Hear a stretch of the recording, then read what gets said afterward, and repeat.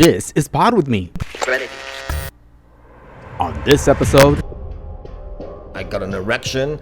All of a sudden, he sat down on me, and it was like, this never happened even with my wife. So I knew something was sexual here that I had never experienced, and it was wonderful. Never thinking that anybody would ever find out. So the night that I was going to meet this guy, he borrowed his boss's car so that I wouldn't notice it. And he followed me to the hotel because he didn't know the name of the hotel. He just knew I was meeting somebody at 7 o'clock at a hotel. So he followed me there. And of course, I get to the hotel before the guy and got things sort of set up. And there's a knock on the door, and I opened the door, and it was my son. Let's get a sound check. are you ready to pod? Let's go. Ready. How are you, Chuck? How's it going? I'm doing quite well, thank you. Doing quite well. Tell us how you survived this coronavirus thing. To tell you the truth, I've been very, very careful about the whole thing. I watched where I went. I used masks. I didn't do any going out in groups. No, it was a good thing that you did that. It got me to just spend a little bit more time with my partner. And it was nice to have each other because we didn't go out much. We're not too much of a social pair anyway. But, I mean, going out... How old are you? I'm 69. Chuck, who are you? Where were you born? Who is Chuck? I was born in Massachusetts in 1951. I'm an only child. I was born with a mother who came from a family of 10 and a father who came from a family of 15. Why they only had me, I think they figured I was enough to handle. I don't know. It's like the Brady Bunch. For me, no, because I was an only child, but for them it was. You didn't live with No. Okay. I had some relatives, my grandparents, my mom's parents lived next door to us, and my aunt and uncle with their 4 boys lived on one side of us. But, I never lived in the homes with them. I was a very shy, very introverted young man, very smothered, was not allowed to do an awful lot. My parents, especially my father, was very strict. So I had a very cloistered life, if you want to call it that, where I did not have many friends. When I started school, I did not go to school in the area, so therefore I went to a private school, so I didn't really know anybody. My classmates I would see during the day, but I would never see them around my neighborhood because I was bused there. Same thing with the high school level. So you were a good kid. You followed the rules? I was probably too good of a kid. Because I came up when, things began to blossom, like especially when I was in college. That's when the drugs and the flower children and whatever all came out and were all protesting. And I never participated in any of that. I went to a college that was close enough to my home where I could not live on campus because they didn't have enough housing, so I had to live at home. So needless to say, until I was 21, I was at home, living with my parents, working part-time at a pharmacy in between my classes, and met my future wife when we were sophomores in college. So was that your first girlfriend? Yes, it was. I was 19 years old when we met. We were sophomores in college. So you didn't have any girlfriends in junior high and private school? I had a girlfriend in junior high and a girlfriend in high school, mainly to go to the dances, to the junior prom, to the proms, just to have a girl because, you wanted a girlfriend, sort of, in order to go to college. To go to the dances. But other than that, nothing else at all. My future wife, which I met when we were sophomores in college, was the only one we dated for a couple of years. We got married 2 weeks after we graduated from college. So I went from my parents' home into living with my former wife. At 21, we were married. Wait, but before we get there, what would you do for fun when you were in high school or college? Did you do anything for fun? I know this sounds ridiculous, but it wasn't. I was not really allowed to have fun. I could not have friends over the house. Did you sneak out? I did not sneak out because being an only child, sometimes if you have older siblings, they kind of, have led the way and you sort of get some information from them as you're growing up. I had none of that. And my father really had not too much to do with me because I was not a very athletic person, and he was a jock all of his life, and basketball, baseball, and whatever. So when he realized I was not physically able to or wanted to do any of the sporting, he sort of left me at the sideline, and I sort of dealt more with my mom. And he would not allow me to have friends. I could not have friends over the house. I could not go stay at friends' houses.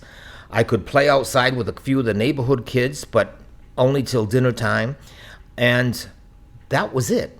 Never had a party. He didn't believe in parties or birthday parties or anything like that, so I never had any of that. Until 2 weeks after I graduated from college and I got married.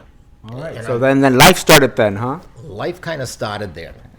And it was something that you sort of did. I was the first one to graduate from college in my immediate family, and I was a teacher, and I got my job right away. So at 21, I'm a teacher, I'm married, and as a good Catholic couple as we were, started to have our family.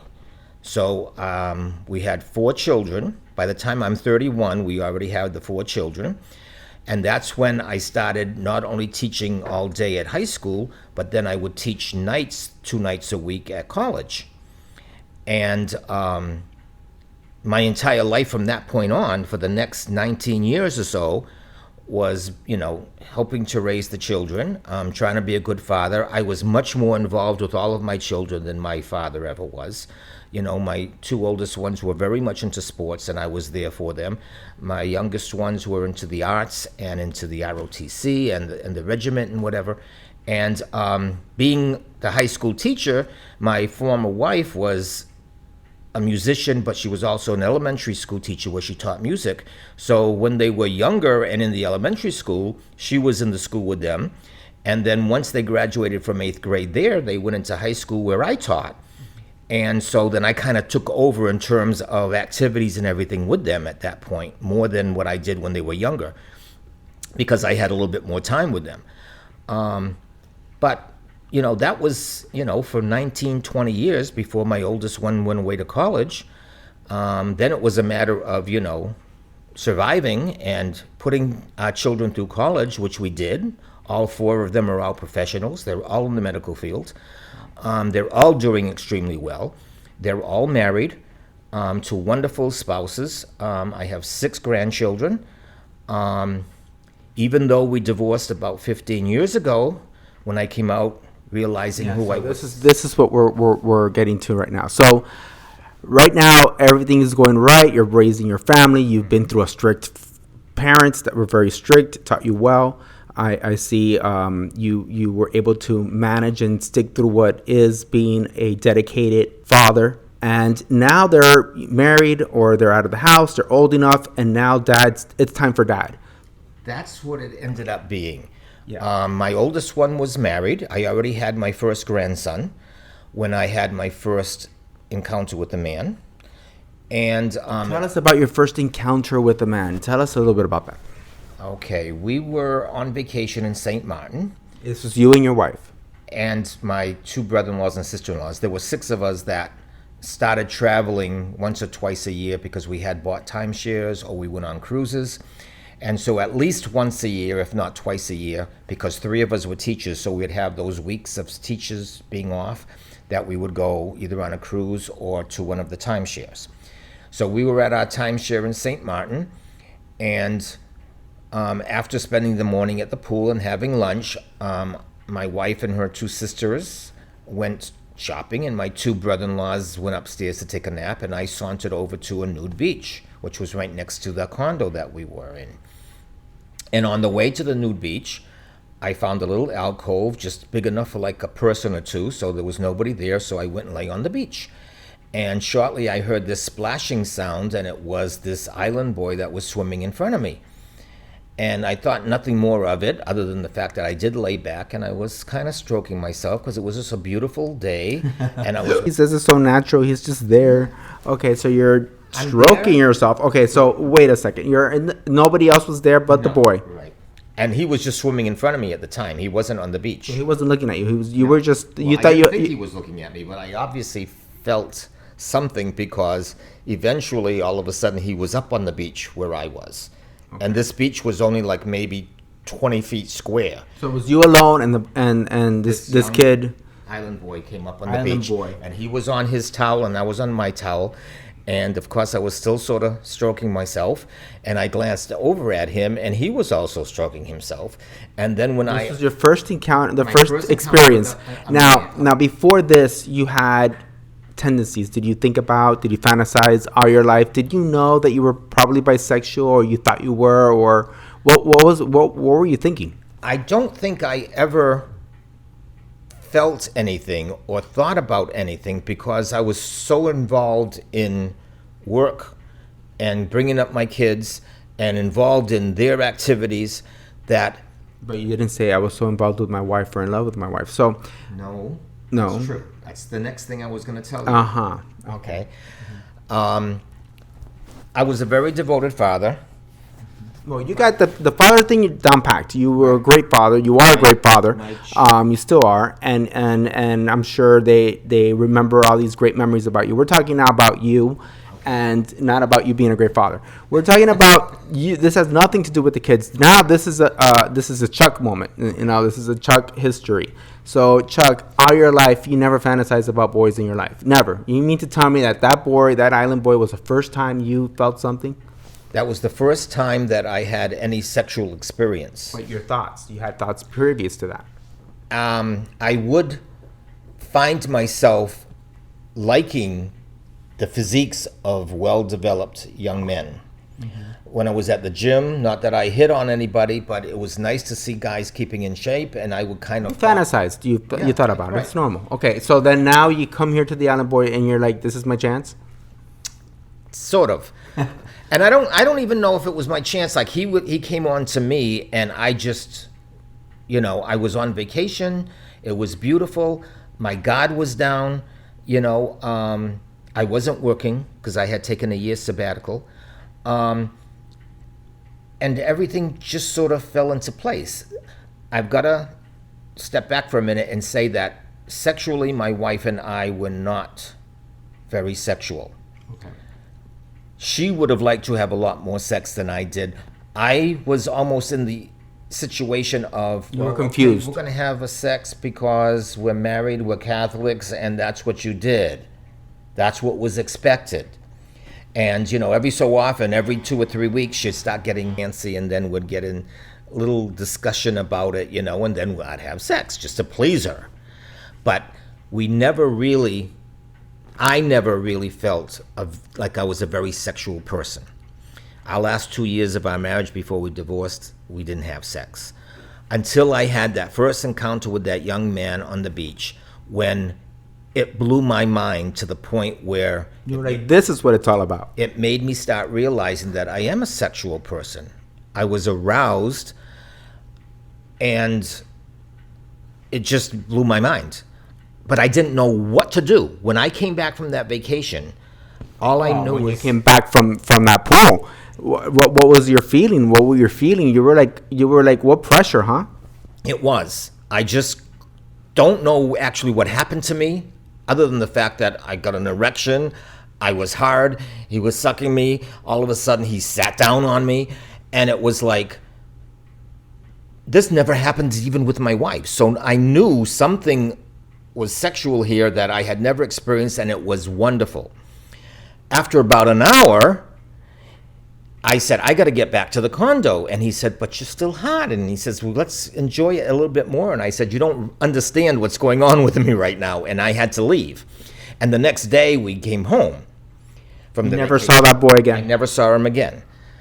I came home, and all I knew is that it was enjoyable, and I wanted to try it again. So I started going online. All I knew to do is put in gay porn. Okay.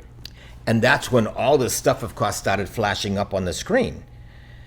I never knew that there were sites that you could go on just to meet men. I just was watching the gay porn for a while. You know, what years was this? This is like the... This was 2004. Okay, so that was probably Adam for Adam and AOL.com. When I first realized sites, I went on a site called Squirt. I went on Squirt, and I set up a little profile. At first, I did not put a picture on, but I was very truthful about everything in my profile, including my age, which at the time was 52. And I would talk with a few guys, and then one guy finally told me, they said, "You sound like a very wonderful person that I would like to get to know.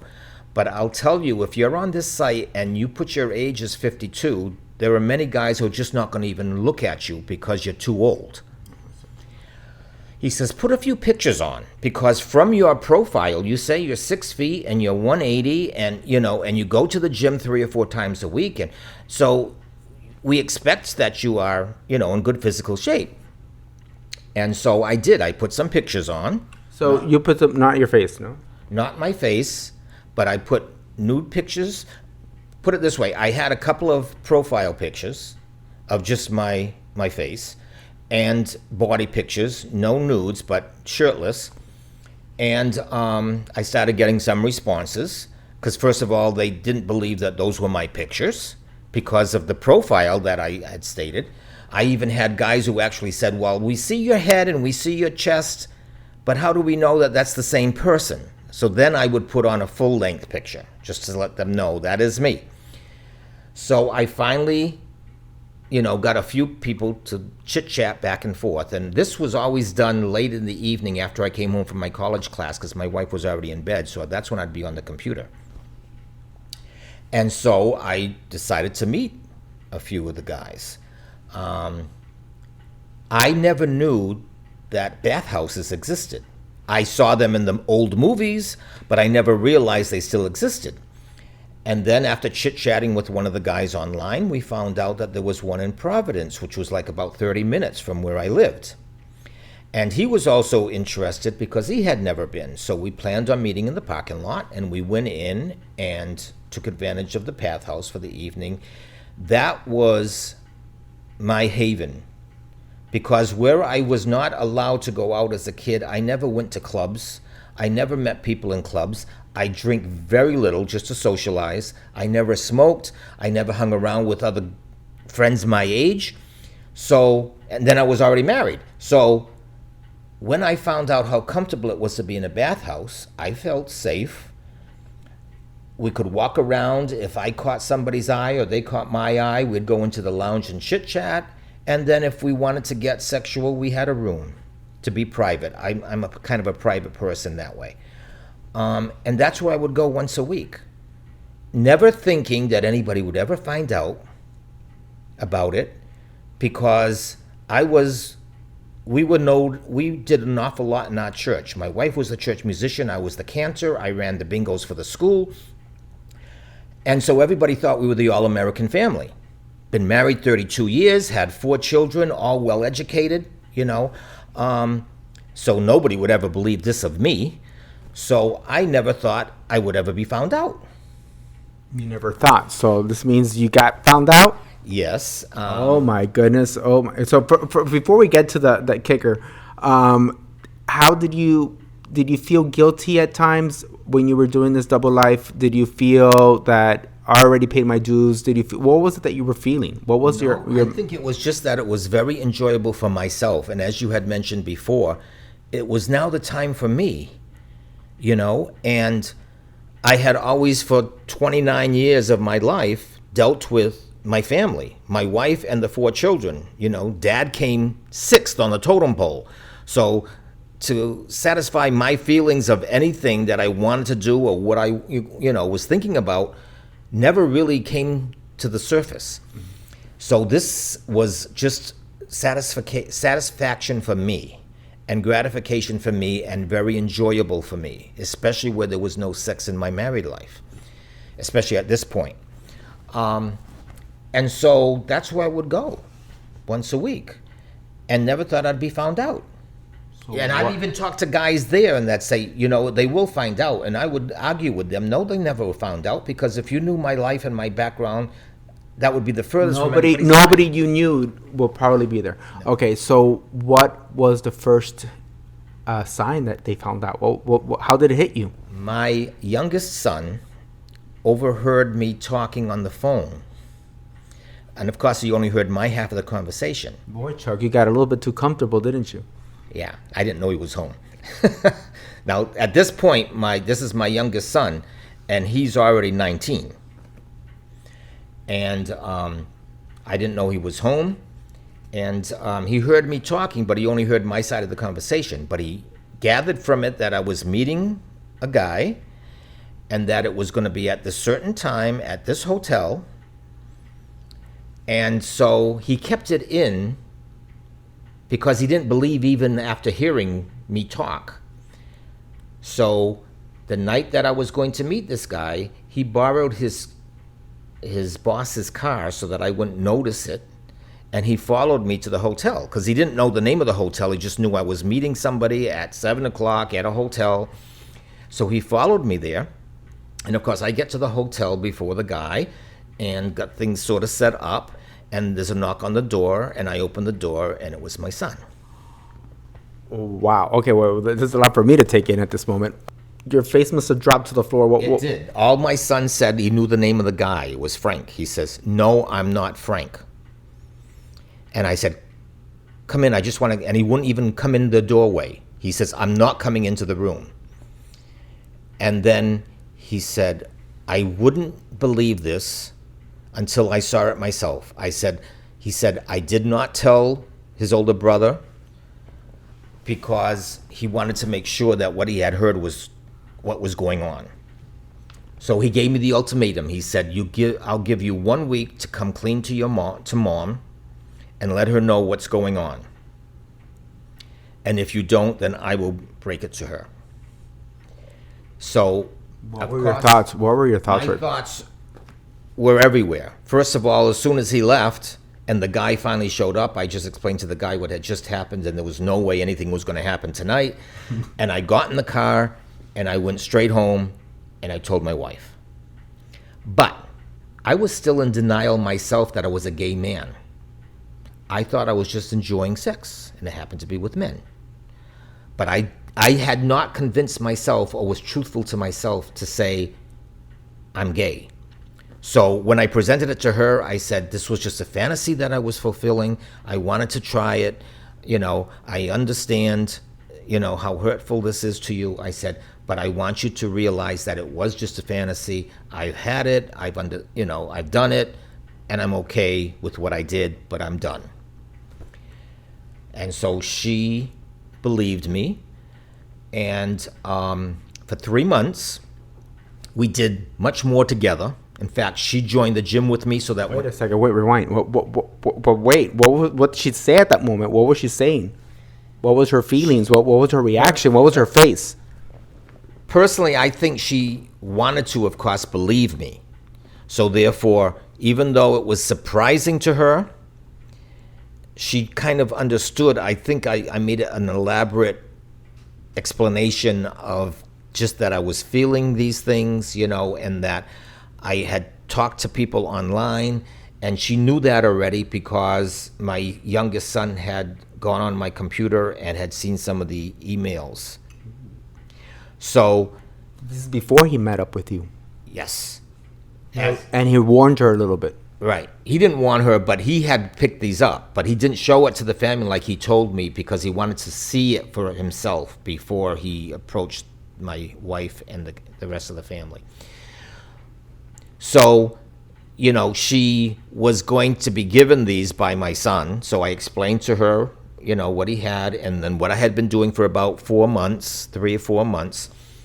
And, but that it was something in my system and it's out of my system now. And I just made it a big story like that I think sounded truthful enough to her, especially where it was so out in the blue for her to think that of me, that she kind of accepted it. But she did say, well, you realize that, this can never happen again. And I'm agreeing with her. And that's why, because I used to use for an excuse when I went to the bathhouses, I'd use for an excuse I was going to the gym. Because I did go to the gym 4 or 5 times a week, but I just wasn't going, for these 3 months. And so I had her join the gym with me, and we only went to the gym together. We'd go out to dinner together. We'd do a lot of more things together. Right after that incident. Right, trying to prove to her that, she's the one for me, and that's all. What were you feeling, though? What was your true feelings? I was going completely berserk to the point where I started slipping again and meeting guys and had to realize, okay, this is who I am. This is not a fantasy of mine. My sexual preference is with a man. And so this was about 3 months after I had told her I wouldn't be doing it anymore. One Sunday afternoon, I told her I was going to the gym.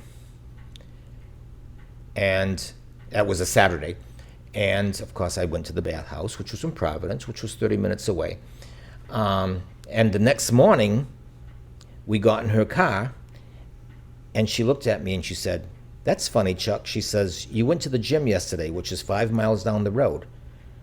My odometer has 45 miles on it since last night." And she just looked at me and she says, "I know what you're doing again." And at that point, I looked at her and I said, and I came clean. And at that point, I packed up a bag and left the house. I was gone for a couple of days, and we chit-chatted on the phone, and she invited me back. And I explained everything to her and how I really felt. And when I did go back and talk with her, she had my oldest son there.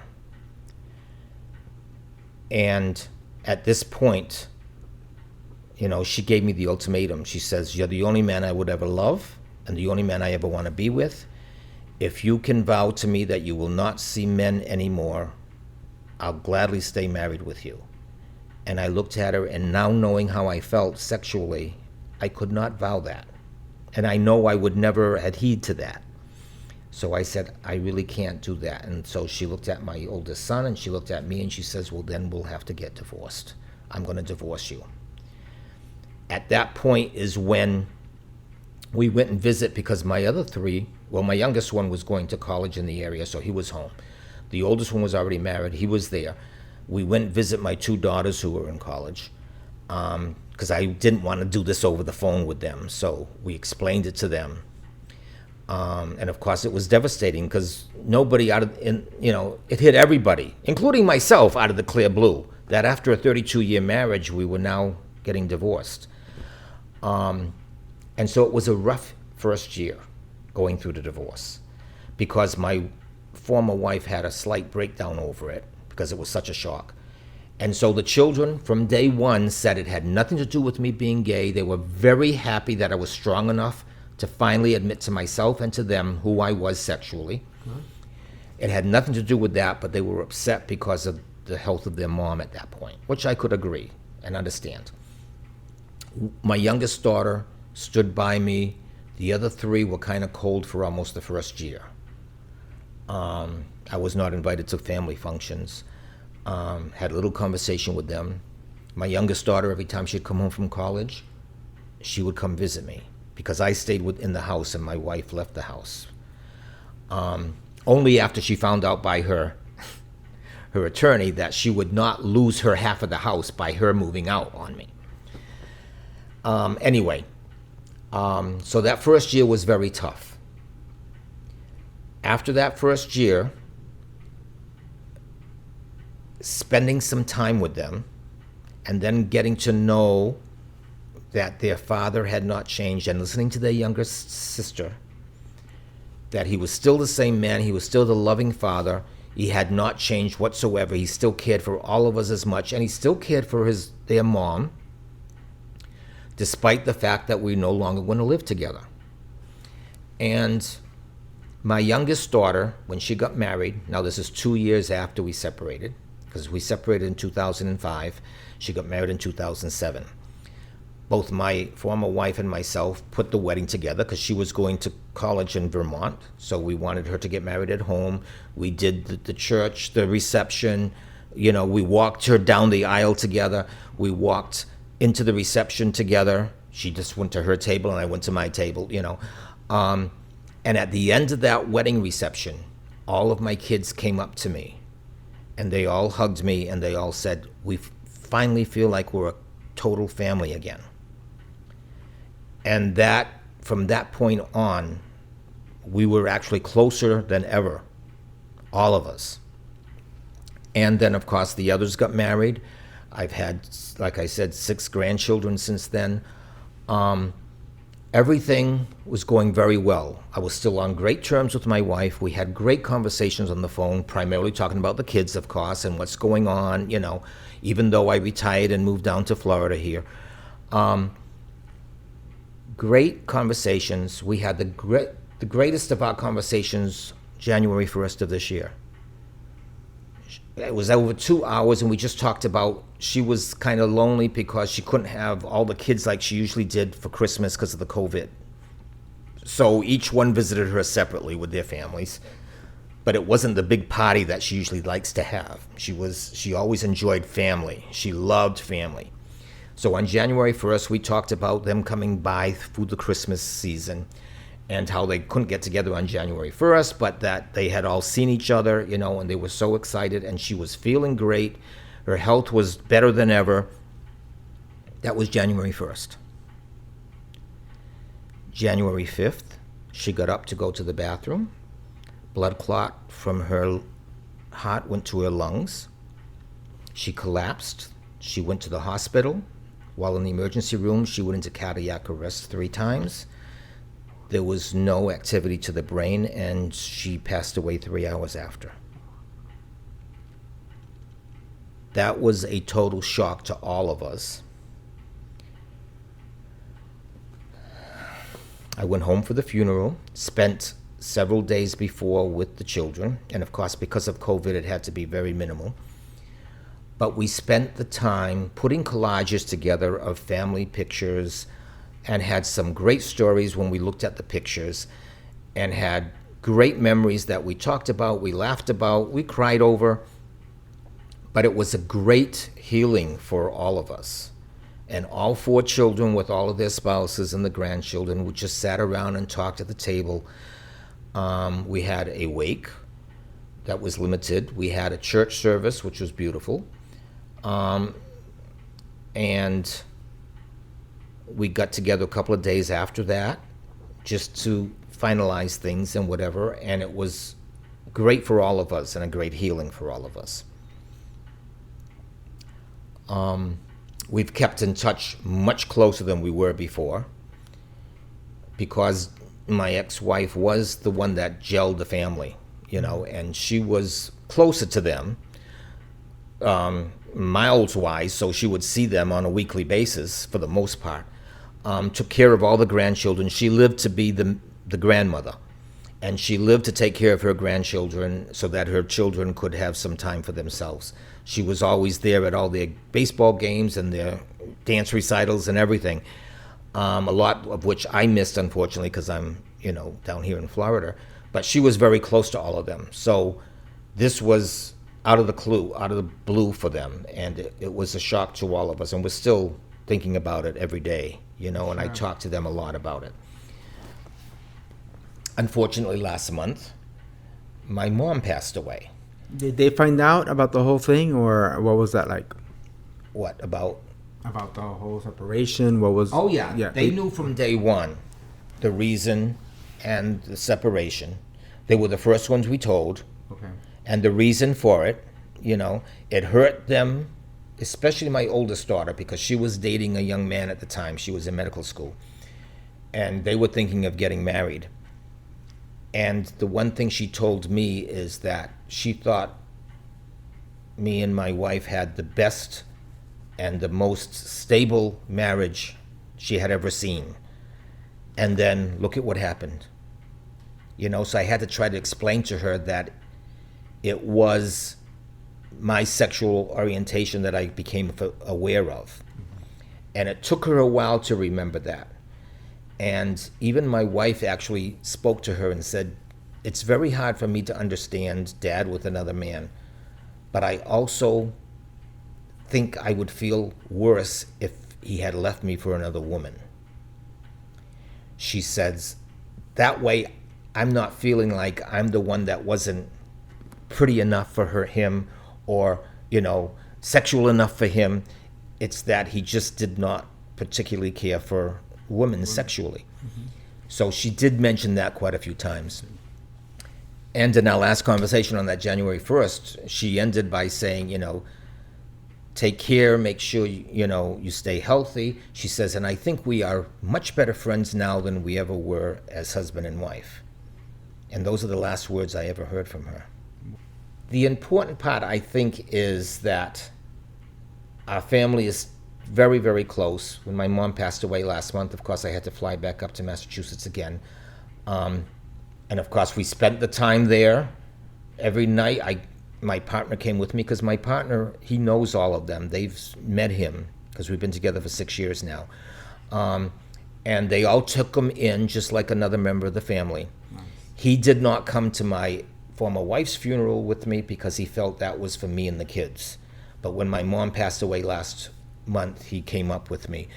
And every night we were at one of their houses for dinner. We just sat around and talked, remembered my mom as well as her, their mom, and went through again the whole wake and funeral and whatever. But it was another bonding. So in the last 3 months, our family has, I think, bonded more than we've had bonded in the last 15 years since the divorce. Unfortunately, it was, because of the deaths of my mom and their mom. And you're able to confront your 20-year-old self. What would you tell your 20-year-old self?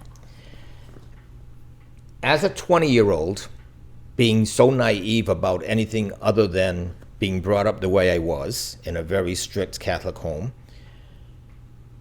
always followed what was right, or what everybody expected. That's the route I went. I had never had any experiences sexually with a man at that point. If I had, and I tell everybody to this day, and it probably would have happened, but who knows, I didn't go away to college, so I didn't have the life of living in a dorm and the dormitory lifestyle and whatever, where I've met so many men who said that's when they realized their sexuality, because they would come home after drinking and they'd go to the dorm and they'd start fooling around with their roommate, and before you know it, they were having sex. If that had happened to me as a 20-year-old in college, I know with my conscience that I would never have pursued women from that point on.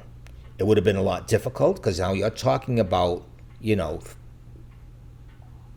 40 years ago, 45 years ago, 50 years ago, to be able to come out then. But I would not have pursued meeting a girl and getting serious and getting married. But then I would never have had the wonderful family I have. And something tells me to regret it for one bit. I don't regret it at all. I used to get so surprised when I would be with men sexually who were married and who had families and who weren't out to them, and knew in college that they preferred men sexually. And yet they still went through the dating process, still got married. I'm saying, see, that's how strong we were developed back then to follow what was considered correct, the correct way to live, the correct things to do. Just going back out, once this all hit the fan, my wife and I went to a psychiatrist, and we're having a meeting with him, and he gave us a book to read that said After the Affair. That was the first time when I saw the word affair that I associated me being with men as having an affair, because I was so indoctrinated that affairs were because a man and a woman were married and the man had another sexual experience with another woman, or the woman had another experience with another man. I never felt in those 3 months that I was going to the bathhouse or meeting men sexually, that it was an affair that I was having. Until he gave us that book, and then I read through that book and realized it's the same thing as, a man going after another woman other than his wife, or vice versa. And I never thought of that way. That's how indoctrinated we were to, you got a chance to get a good education, you had a good professional job, you got married, you have a wonderful family, everything is going well. Boy, how times have changed, huh? Yes, they have changed. And I feel very fortunate because I feel like I've had 2 lives. I would never give up the life I had with my former wife, or the wonderful children I have, or spending time with them and enjoying my family. But at the same time, at this time in my life, now that I'm retired and I'm going to be 70 in a couple of months, that I can enjoy myself for me. Because they are well established, they're all doing well professionally. I don't really have to worry about them. If anything, when I get old and feeble, they might have to worry about taking care of me. But they're all set, and I've got that to be thankful for. My wife and I would always say we did a fantastic job of bringing up our families. Even after we had been divorced, the one thing we did fantastically is bringing up our 4 children. And because of that, I now can enjoy my life with my partner. Chuck, thank you so much for sharing this amazing story. And one more thing. Don't fall off the pod. Hey Podheads, if you have not done so, you can download our very own app. It's available at all app stores. And there's no excuse for missing out on the pod, because the pod is available wherever you can listen to a podcast. And here we go, at a count of 3, everyone, let's sign off. 1, 2, 3, say it with me. Don't fall off the pod. It's kind of corny, isn't it? I don't know.